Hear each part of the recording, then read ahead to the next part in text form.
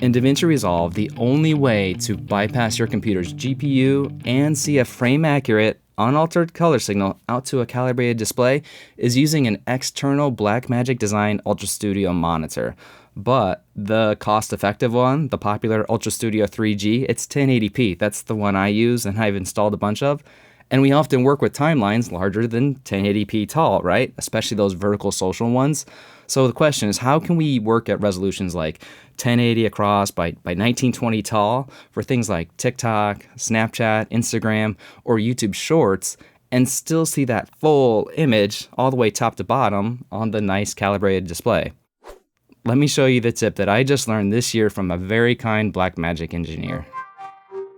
Here in DaVinci Resolve 19, this is a standard 16:9 timeline, and it's set to 1920 by 1080. You can always check that by clicking it over here and then look at the File tab, which is great, and it works out of the box with the Ultrastudio 3G. So that is selected up here under Preferences, Video I/O. You can see I'm monitoring right now out the Ultrastudio Monitor 3G. It's a great little box, but it's 1080p only. So what happens to my picture when I make this vertical? Well, I'm going to make a duplicate of the 16:9 timeline up here by right-clicking and saying Duplicate Timeline. And then on the duplicate timeline, I'll do something logical like come over here, select it, rename it to 9:16 timeline, which doesn't change the timeline resolution, but at least it lets me know. And to change the timeline resolution, I would right-click on it, say Timeline, Timeline Settings, and we have this Use Project Settings down here. I'm going to uncheck that, which will also give you a new cog once we finish this here that lets you know that one's different from the defaults.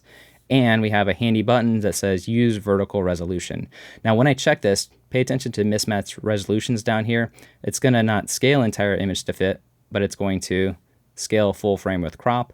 There's no worry about, like, if you work with Premiere, about how scaling works there versus here and getting the best quality. Premiere has set the frame size and scale the frame size. This is going to give you the best quality regardless. But when I check this, yes, it makes a vertical video, but if I take a look at this over on my external display, it is actually cropping the image around right here at this line, and it's cropping the bottom down here. And because what it's actually doing is it's cropping the 1080p pixels so that anything larger than that, and again, we set our timeline settings to 1080 by 1920, that extra gets cropped off. So what this workflow allows you to do is see all of the pixels on the monitor, and that's as easy as not going to the monitor setting like I would have thought you would do. You actually go to the output settings, and you uncheck Use Timeline Settings for Output Scaling, and we say that the output resolution is not going to be custom. It'll be 1920 by 1080. Click OK. And not a whole lot has changed here about the framing other than you got black bars. But over on my monitor over here, the calibrated monitor, now I can see all the pixels to the very top of the frame and the bottom.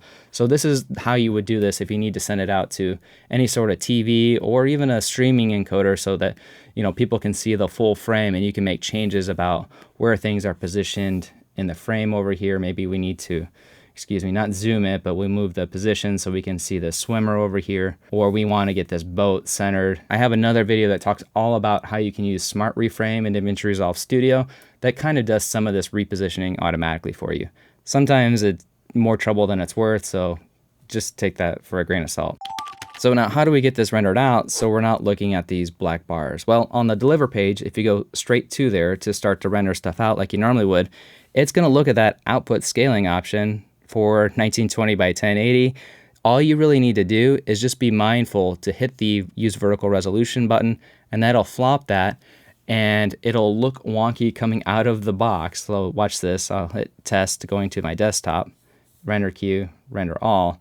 It looks all stretched and wonky going out, but it'll get rid of those bars for you. So you'll have a 1080, hit Command I, by 1920 image on the way out without any of that extra cropping, and you'll get the full quality of all the pixels. Now, I have seen this go a little bit wonky from time to time by setting it in the deliver page to vertical, especially if I'm doing 4x5s and stuff too. It can be a little confusing. So you might, at the end of when you have it approved and you're done looking at your display, go back to your timeline in your media pool, go to Timeline Settings, the Output tab over here. Again, it's Output, not the Monitor tab. Don't be confused. And in this time, just say Use Timeline Settings for Output Scaling. and that effectively gets rid of that cropping. And then when you go to the deliver page, it's automatically going to pull up that resolution to be 1080 by 1920. So that's 2 quick solutions to getting your vertical videos output at the vertical resolution, but still being able to use your 1080 monitor and see all the top and bottom pixels. And I want to make sure you understand, if you don't have an Ultrastudio 3G, not a big deal. If you have DaVinci Resolve Studio, the paid version, underneath the workspace, you can go over here to Video Clean Feed and set this to your other monitor. It has to be a second monitor. And then that'll display the image full frame without having to change any of those output timeline settings at all. I'm Chadwick. This is Creative Video Tips, where I nerd out about all things DaVinci Resolve. And because there's so much more to learn, I'll see you in the next video.